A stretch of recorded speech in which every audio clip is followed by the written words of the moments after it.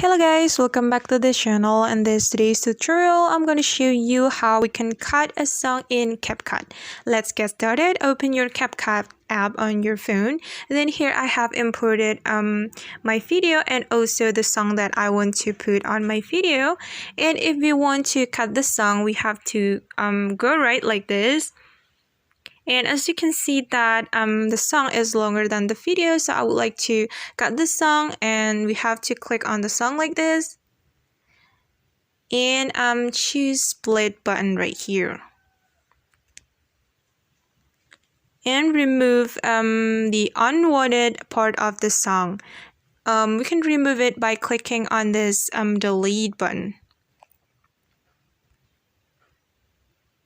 Okay, and now the unwanted part of the song has been cut from our video.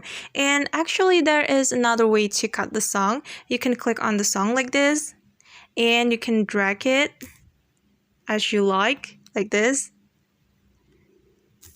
Just drag it to cut the song. Alright guys, that's how we can cut a song in Capcut. I hope this video will help you. Thanks for watching and see you on the next video.